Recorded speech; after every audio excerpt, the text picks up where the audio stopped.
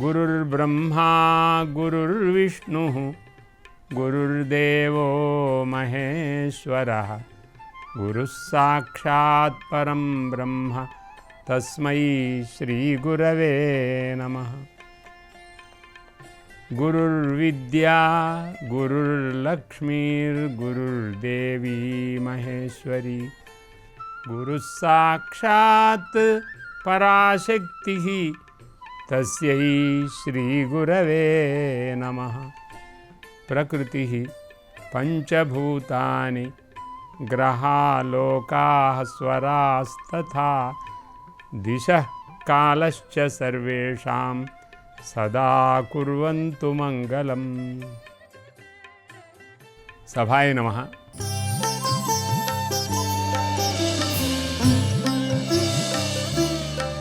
యః పరమాత్మా అస్మాకం సకలవిధ బుద్ధిః ప్రేరయతి సర్వాణి ఇంద్రియాణి ప్రవర్తయతి తస్య పరమాత్మనః శ్రేష్టం తేజః వయం ధ్యాయామః.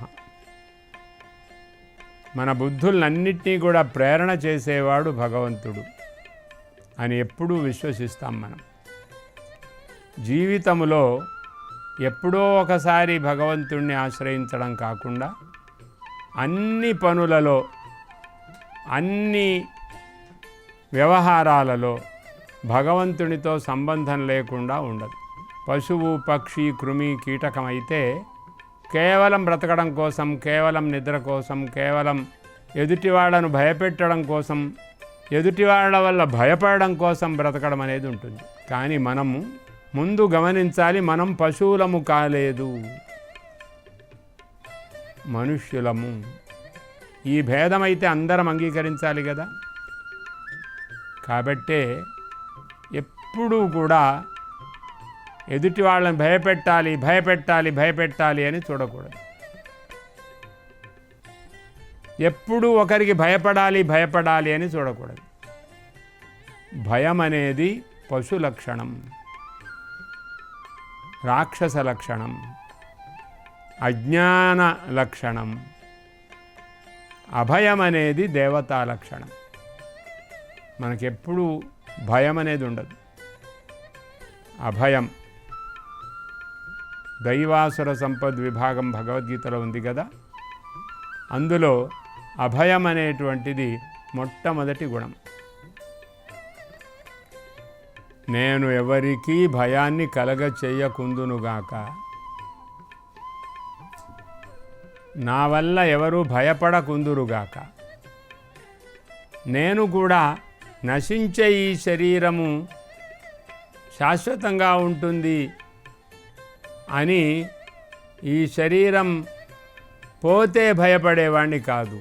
ఈ శరీరం నిరంతరము జీర్ణమవుతోంది శీర్ణమవుతోంది కాబట్టి నేను ప్రాణాలను రక్షించుకోవడం కోసం బ్రతికేవాడిని కాదు, ధర్మం కోసం బ్రతికేవాడిని అనే ఆలోచన కల దేశం భారతదేశం. అతః వయం సర్వేపి అత్యంత శ్రద్ధావంతః అత్యంత శీలవంతః అత్యంతం కర్మపరాః వయం.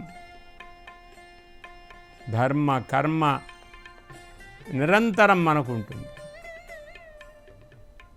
కాబట్టి ధర్మకర్మ జీవనం, సహజ జీవనం, వర్ణాశ్రమ జీవనం,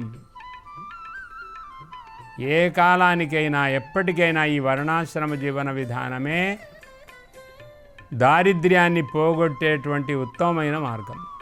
కుటుంబమే పాఠశాలగా ఉన్నటువంటిది మన భారతీయ సంస్కృతి. ఇది కుటుంబము లేని పాశ్చాత్య జీవన విధానాన్ని మనం ఆలోచిస్తున్నాం. పిల్లలకు మనం నేర్పడం లేదు, మనము మన తల్లిదండ్రుల నుంచి నేర్చుకోవాలి అని అనుకోవడం లేదు.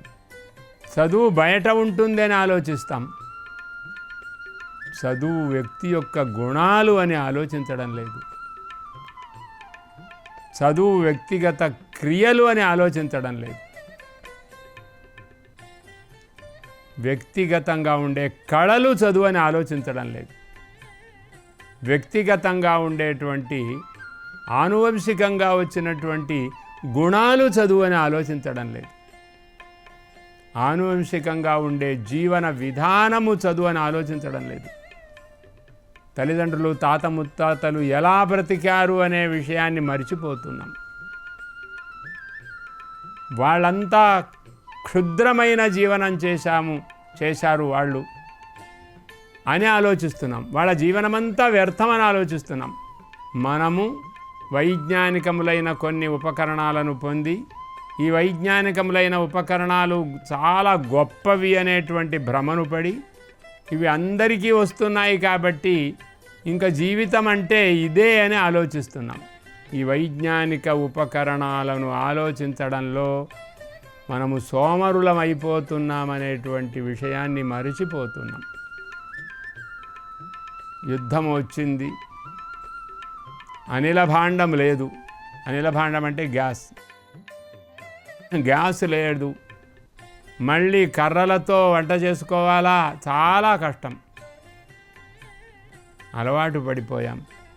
కర్రలతో కష్టము అంటే కష్టమవుతోంది మనకు. కర్రలతో వంట అంటే కష్టమవుతోంది. నీళ్లు లోపలికి ఇంకిపోయినాయి. పెద్ద బావిని త్రవ్వి దాన్ని చేదాలి, ఆ బావిలో ఉండిని చేదుకోవాలి. చేదుకుంటే శరీరానికి శ్రమ వస్తుంది, నీటి వనరులన్నీ కూడా ఉంటాయి. లేకపోతే తవ్వుతున్న కొద్దీ నీటి వనరులు వస్తున్నాయని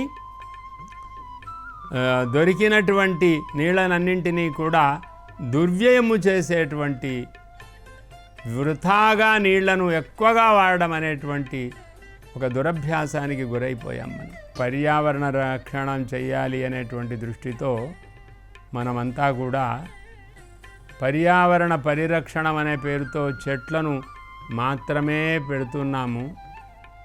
కానీ పర్యావరణ రక్షణ అంటే పొదుపుగా వాడడం అనేటువంటి విషయాన్ని మనం గమనించడం లేదు. చెట్లను పెట్టినట్టు చిత్రాలను తీసుకుంటున్నాం కానీ చెట్లను బ్రతికించాలనేటువంటి ఆలోచన చేయడం లేదు. అనేక అంతస్తుల నిర్మాణాల వల్ల భూమి లోపల ఉండేటువంటి నీరంతా కూడా వ్యర్థంగా బయటికి వచ్చేసేసి భూమికి కూడా బలము లేకుండా అవుతోందని మనం ఆలోచించడం లేదు. కాబట్టి ఇవన్నీ ఎవరు చెబుతారు? మన సంస్కృతి చెబుతుంది, మన కుటుంబం చెబుతుంది, మన ఆలోచనలు తెలియజేస్తాయి, మన ఋషుల యొక్క అనుగ్రహం తెలియజేస్తుంది. కాబట్టి చదువులోనే మనము నేర్చుకోగలుగుతాం. చదువు అంటే బయట ఉండేదే చదువు కాదు, ఇంటిలో ఉండేదే చదువు. తల్లి చేసే పనిని నేర్చుకోవడం ఎంత కష్టం పిల్లలకు. నాన్న చేసే పనిని పిల్లలు నేర్చుకోవడం ఎంత కష్టం.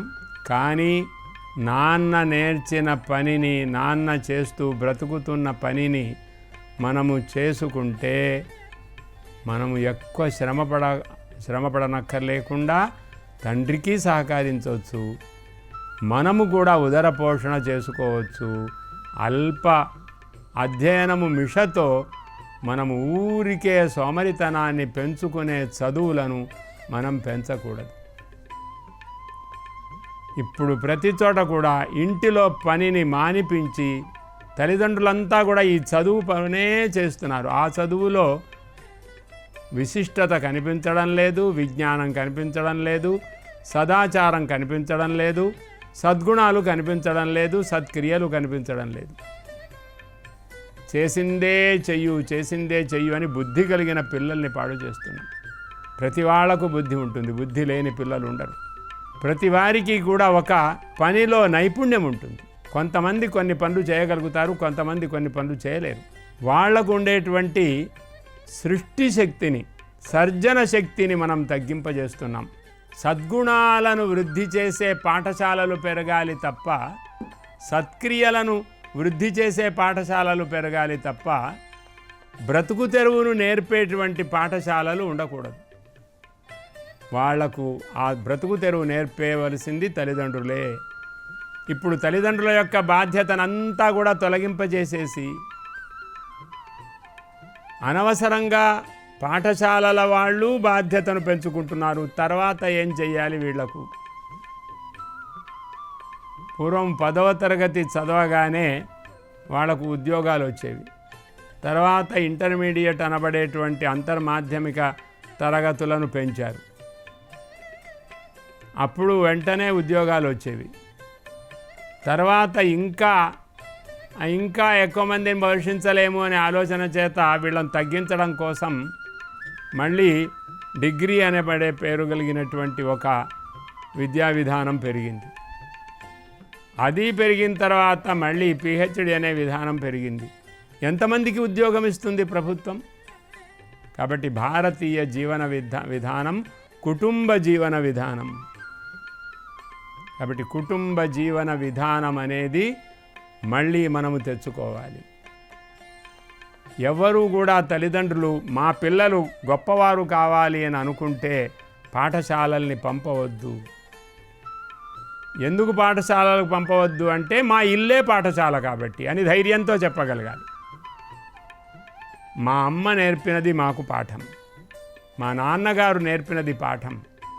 ఇప్పుడు నాన్నగారి మీద గౌరవం లేకుండా, అమ్మ మీద గౌరవం లేకుండా ఉండే చదువులు చదివితే అమ్మ చేసే పనిని చేయమంటే అమ్మ ఎలా చేస్తుంది, అబ్బాయి ఎలా చేస్తాడు? నాన్నగారు చేసినటువంటి పనిని చాలా కష్టమైందని మనం వ్యాప్తి చేస్తే ఎవరు నాన్నగారు చేసే పనిని ఎవరు చేయాలి? ఎన్ని వృత్తులను మనం పోగొట్టుకున్నాం. కొత్త వృత్తులు అందరికీ రావాలి, అందరికీ సంగణకపు విద్యనే రావాలంటే ఎలా వస్తుంది? కాబట్టి దీని గురించి బాగా ఆలోచించాలి. మన కుటుంబమే పాఠశాల. మొత్తం దేశంలో విశ్వంలో అంతా నేర్చుకునే కుటుంబ భావన మంచిదే, అందరి దగ్గర నేర్చుకోవడమే. ఏం నేర్చుకోవాలి? సద్గుణాలను నేర్చుకోవాలి, దుర్గుణాలను పోగొట్టుకోవడం నేర్చుకోవాలి. సత్కర్మలను ఆచరించడం నేర్చుకోవాలి, దుష్కర్మలను వదలడం నేర్చుకోవాలి. పని లేని వాళ్ళంతా కూర్చుంటారు, ఒక చెడు ఆలోచన వస్తుంది. కాబట్టి సమానమైన వయస్సు కలిగిన వాళ్ళు ఒక దగ్గర కూర్చోవద్దు. సమానమైన వయస్సు కలిగిన వాళ్ళు హెచ్చు తగ్గులుండే వయస్సు కలిగిన వాళ్ళ దగ్గర కూర్చొని నేర్చుకోవాలి. అంటే అర్థమేమిటి? తల్లిదండ్రుల దగ్గర, అక్కల దగ్గర, అన్నల దగ్గర, తమ్ముళ్ళ దగ్గర, అలాగే చెల్లెళ్ళ దగ్గర, భార్య దగ్గర, భర్త దగ్గర నేర్చుకునేటువంటి గుణాలు ఎన్నో ఉన్నాయి. కాబట్టి కుటుంబమే మాకు పాఠశాల, బయట పాఠశాల కాదు. భారతీయులకందరికీ కొన్ని వేల సంవత్సరాల నుంచి భోజనం పెట్టింది కుటుంబం. కుటుంబాన్ని గౌరవించడం అనేటువంటి సంప్రదాయాన్ని మనం కలిగి ఉండాలి. ఈ ఒక్క గుణము వస్తే కొన్ని కోట్ల గుణాలు మనకు వస్తాయి. అందులో మొదటిది తృప్తి జీవితం వస్తుంది, ఆశా జీవితం పోతుంది. ఇప్పుడు యువకులందరినీ కూడా ఆశా జీవనంలో మనము తోస్తున్నాం. నీకు ఇంకా డబ్బు రావాలి, ఇంకా సుఖం కావాలి అని అనుకొని పిచ్చి పట్టి పాడైపోతున్నారు యువకులంతా కూడా. కుటుంబ అధ్యయనం, కుటుంబ పాఠశాల, కుటుంబ జీవన విధానం అనేటువంటి పద్ధతి మళ్ళీ మనకు అవసరం. తండ్రి కష్టపడితే పిల్లవాడు కష్టపడకూడదా? తన ధర్మాన్ని పిల్లవాడికి నేర్పకూడదా? మనం శాసించి చిన్నపిల్లలు బాధ పెట్టకండి అంటే ఎప్పుడు నేర్పుతాం? 5-6 సంవత్సరాల లోపున వినని పిల్లలు తర్వాత ఎప్పుడు వినరు జీవితంలో. 5-6 సంవత్సరాల నుంచి మనం బాధ పెడుతూ నేర్పం, ప్రేమతో నేర్పుతాం పనిని. కుటుంబంలో పని ప్రేమతో నేర్పబడుతుంది. కుటుంబంలో పని ఉత్సాహముతో నేర్పబడుతుంది. అమ్మ చేసే పనిని అక్క, అన్న, తమ్ములు, నలుగురు అందరూ కలిసి చేస్తూ ఉంటే పరస్పరం తోడుగా ఉంటుంది కదా. పరస్పర సహకారాన్ని నేర్పుతాం మనం. సద్గుణాలన్నీ కుటుంబ పాఠంలో వస్తాయి. ధర్మం అనేది కుటుంబంలో ఏర్పడుతుంది. ఎవరి ధర్మం వాళ్ళది, ఎవరి కుటుంబం వాళ్ళది. తమ కుటుంబం కలిగిన వాళ్ళం మన కుటుంబాన్ని మనము చేసుకోవాలి. కాబట్టి మా ఇల్లు ఎందుకు పాఠశాల కాకూడదు? డబ్బు కోసం పాఠశాలనా, ధర్మం కోసం పాఠశాలనా, పరస్పరం సహకారం పాఠశాలనా? ఇప్పుడు డబ్బు ఎవరికి అవసరం లేదు. డబ్బు అవసరం లేకుండా మనము బ్రతుకుతున్నాం. ఇప్పుడు నీకు డబ్బు వచ్చింది అని చెప్పగానే వాడు ఒప్పుకుంటున్నాడు. విశ్వాసం. ఒక సందేశం పంపుతున్నాం, నీకు డబ్బు వచ్చింది. డబ్బు ఎక్కడుంది? ఇది ఒక అమృతమైన ప్రయోగం.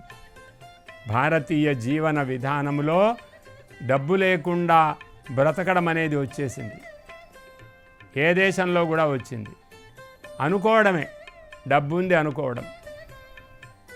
కాబట్టి నిజానికి డబ్బు రక్షించదు, ధర్మం రక్షిస్తుంది. నేను నిజంగా నీకు పంపితే, ఒక యోగ్యమైన ధనాన్ని పంపితే నీవు ధనవంతుడు అవుతావు. కానీ కృత్రిమమైన ధనాన్ని నీకు పంపితే నీవు ధనవంతుడు ఎలా అవుతావు? కాబట్టి ధర్మం అనేది సేవారూపముగానే ఉంటుంది. నువ్వు ఎదుటి వాళ్ళకు ఉపకరించు, నేను నీకు ఉపకరిస్తాను, నువ్వు నాకు ఉపకరించు, మనిద్దరం పరస్పరం సహకారం చేసుకుందాం. ఇది మానవ జీవనం. పశువులు, పక్షులు, క్రిములు, కీటకాలు కూడా మనకు బోధిస్తున్నాయి ఈ జీవనాన్ని. ప్రకృతి నుంచి మనం నేర్చుకుందాం. ఒక పశువు ఇంకొక పశువుకు సహకరిస్తుంది, ఒక పక్షి ఇంకొక పక్షికి సహకరిస్తుంది. ద్వేషముండే పక్షులకు సహకరించదు. తమ జాతి గల పక్షులు కాపాడుకుంటాయి, తమ జాతి కలిగిన పశువులను పశువులు కాపాడుకుంటాయి. కాబట్టి ప్రకృతి నుండి మనము నేర్చుకుంటాం. ప్రకృతి పాఠాలను నేర్చుకుందాం. ప్రకృతిని రక్షించాలని అనుకుందాం. ప్రకృతి యొక్క జీవన విధానము చాలా అవసరం మనకు. అతః కుటుంబ జీవన పద్ధతి భారతీయ జీవన పద్ధతి. ఈ కుటుంబ జీవన పద్ధతి మనను ఉన్నతిని కలిగింపజేస్తుంది. ఎవరమైనా మనం ఉన్నతిని పొందుతామంటే, ఇంకా ఉన్నతిని పొందాలి అంటే కుటుంబ జీవన పద్ధతిలోనే ఉన్నతిని పొందుతాం. కుటుంబ జీవన పద్ధతిలో పోటీలు ఉండవు. శ్రమ బాగా వచ్చినప్పుడు విశ్రాంతి తీసుకొని మరొక పనిని చేస్తాం మనం. అతః అస్మాకం జీవన పద్ధతి ఉత్తమా జీవన పద్ధతి. వయం సర్వేపి అత్యంతం శ్రద్ధా భక్తిమంతః కుటుంబ జీవన విధానం ఆచరామః ఆనాకరథవర్త్మనాం. మనం స్వర్గం దాకా అలా ఎదుగుతూనే ఉంటాం. కాబట్టి మనము వృద్ధి చెందాలి, మన కుటుంబం వృద్ధి చెందాలి, మన సద్గుణాలు వృద్ధి చెందాలి, మన సత్క్రియలు వృద్ధి చెందాలి. మనము చెడు చేయడం లేదు, మనం ఉపకారమే చేస్తున్నాం. సమాజానికి ఉపకారమే మన జీవన విధానం. ధర్మమే జీవన విధానం. ధనం అవసరం లేకుండా జీవనం ఇప్పుడు సాగిస్తున్నాం. ధనం ముట్టుకోకుండా జీవన విధానాన్ని ఆచరిస్తున్నాం. ఇది పూర్వకాలంలో సేవారూపములో వచ్చింది. కాబట్టి సేవా ధర్మ పరమగహన యోగినామప్యగమ్య. ఎవ్వరికీ తెలియదు. డబ్బు వల్ల బ్రతుకుతామనే ఆశ మాత్రం మనకు పోలేదు. ఈ ఆశను పోగొట్టుకుందాం. పునః వయం జీవన విధానం పవిత్రం కుర్మః. పునర్మిలామః. నమస్కారః. ఈ కార్యక్రమాన్ని తిరిగి చూడాలనుకుంటే www.youtube.com/@ETV Life Spiritual లో చూడవచ్చు.